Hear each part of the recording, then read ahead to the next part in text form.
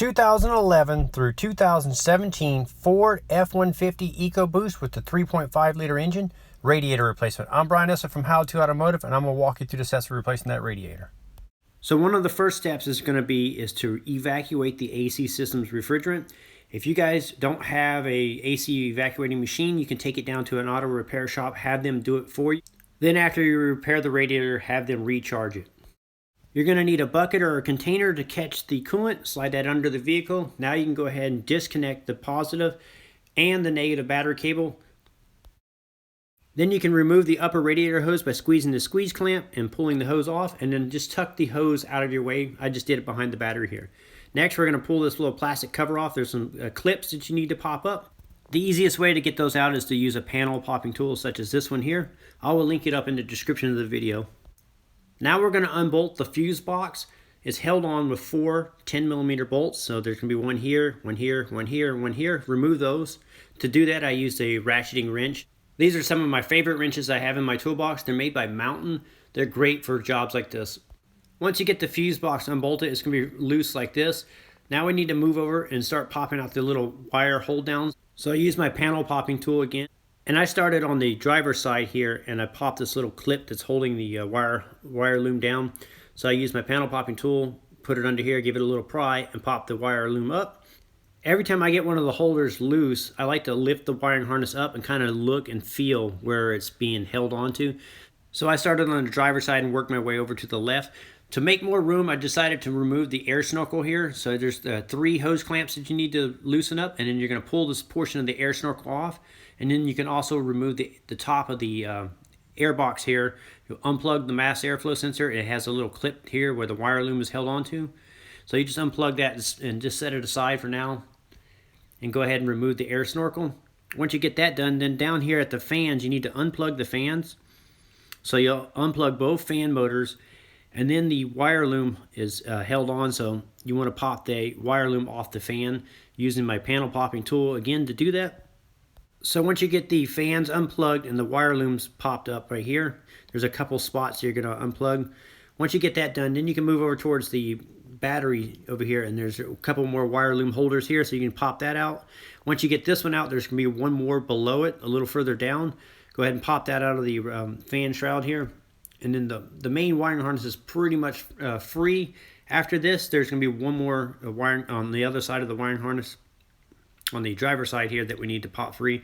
So it's right about here. So you're going to use a little flat blade screwdriver and pop it off right there.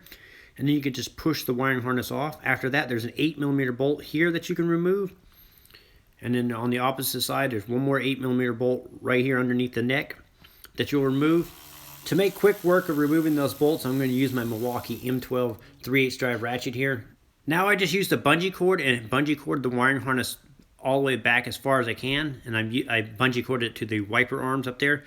Now I'm just going to reach down and lift the fan motors out. You'll have to push the wiring harness and stuff out of your way. Now you can just take your time and slowly start lifting the fans upwards. And then you'll have to push the wiring harness off on both the left and right side. So you just work really slow and in slow increments. And also, if you push the fan slightly towards the passenger side of the vehicle, it gives you a little bit more clearance to help clear the fan shroud. Once you get it removed, just set aside for now. Now with a pick tool, we're going to pick this little clip out of the lower radiator hose here. So you put it in there and pull it upwards. It's a quick connect hose, and so once you get that popped up, then you can pry the lower hose, wiggle it, and remove the hose from the radiator. To help with this, I used a pry bar and lightly pried on the edge of the hose, and that popped it off for me. I have a coolant bucket directly underneath catching the runoff. Now on the driver's side, there's this vent hose here at the top of the radiator. Squeeze the clamp and pull the hose off. Once you got the hose off, you can just tuck it out of your way. Then there's a 13mm bolt right here that we need to remove. And then on the opposite side of the radiator, right here, is going to be a 13mm bolt we're going to remove. So there's going to be a couple covers on the front of the condenser that we need to remove on the left and right side. You need a Phillips screwdriver, and you'll spin out the clip. Once you get the clip flipped open, then you flip it over, and then there's a couple clips here holding this on. So you'll pop those off, and then you'll go over here on the opposite side and do the same thing. You'll take the screws out and pop the clips out and set these aside. They are different from the left and right side, so don't get them mixed up. Now we need to remove this cooler hoses here on the back of the radiator. So squeeze the clamp and remove the hose there. Squeeze the clamp at the bottom here, remove the hose here. I used a pair of these pliers like these to help pull the hoses off once you get the hose clamps removed. They get stuck on there. Once you get those two removed, there's going to be a third hose on the bottom of the cooler that we need to remove. Now we're ready to unbolt the AC lines going to the condenser here. So there's going to be a couple 13mm bolts holding those on. So you'll unbolt those two lines and push the hoses back out of your way. Now the radiator and condenser are pretty much free. You can push it inwards towards the motor. So I'm just about ready to lift it out, and I noticed there's one more little wire loom holding it on to the back side of the condenser. So you want to go ahead and pop that out. It's also a very tight fit right next to the air cleaner here, the lower portion of the air box. So I'm decided to take it out. So there's two 13mm bolts you're going to remove. Once you get the two bolts removed, then what you're going to do is you're going to pull the air box outwards like this. And it's going to come up with the coolant reservoir and everything. It's all attached as one piece. So now on the bottom, you're just going to pull straight upwards, and it has rubber grommets that is pushed into. Then you'll just lift the box up. And I just kind of left everything hooked up to it and just tucked it over here by the brake master cylinder. Just lifted it straight up and out of the way. Now there's plenty of room to maneuver the radiator out of the car and push the wiring harness back a little bit further. So now with a helper, I'm going to lift the radiator on the left and right side and lift straight up. So as you're lifting it up, you're going to push the wiring harness out of your way. And I found if you went slightly over towards the passenger side of the vehicle, about an inch or so, it came out easier. So you'll lift the radiator and condenser with the coolers, everything all out as one assembly and set aside. With the radiator and condenser out, there's a little bit more room. So I'm going to put little caps over the AC lines here. That way they don't collect moisture and debris inside the line. So here are the part numbers for the radiator that I use in this repair. I will link it up in the description of the video.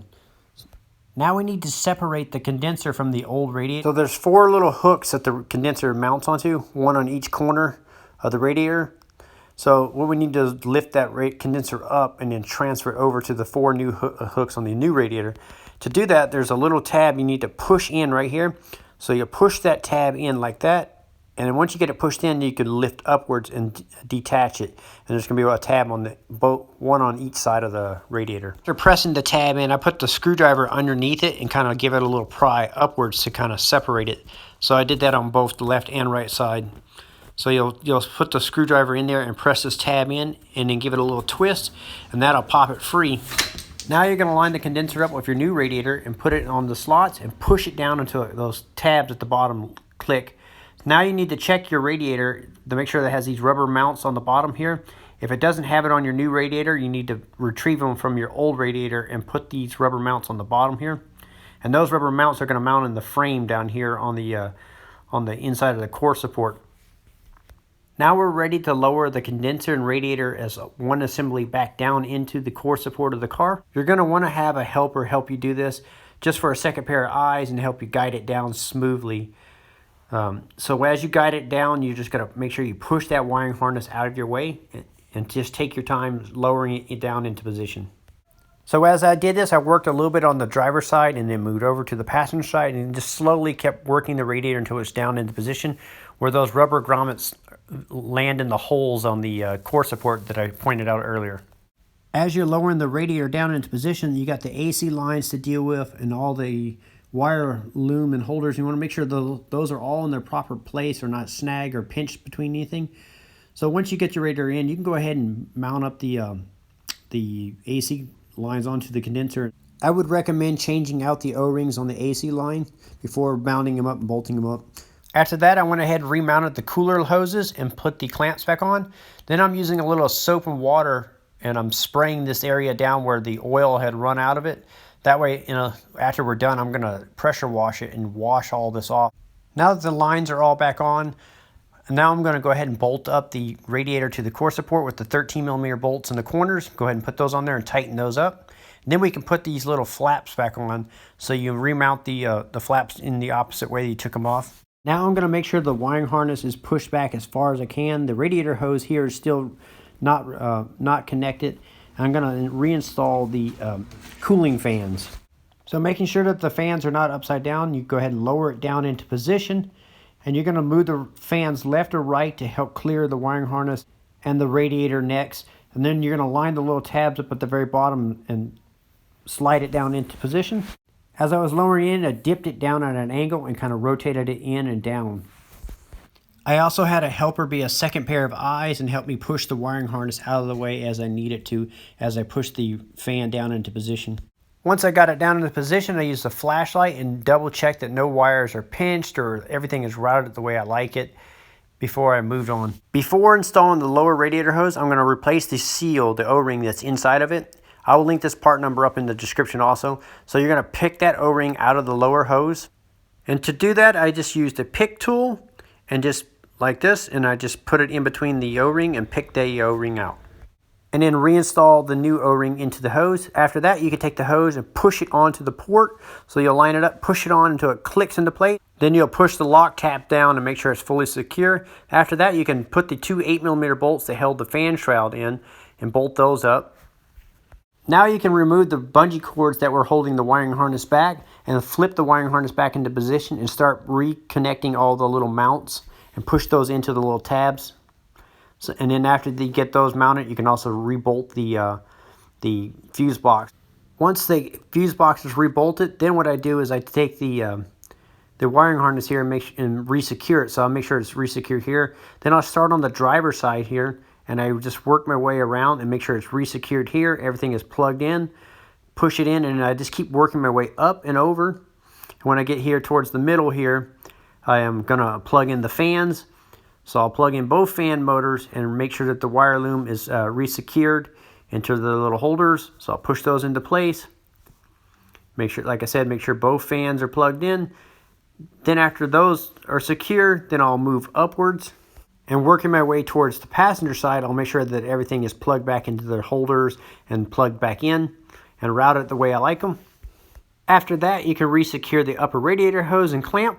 Then you can plug in the two battery cables and tighten those up.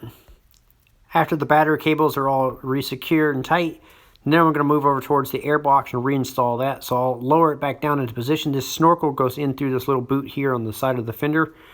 Make sure that pushes through, and then at the very bottom there's two little grommets that the two little studs that they mount into rubber grommets. So you'll line those up and you just push it down.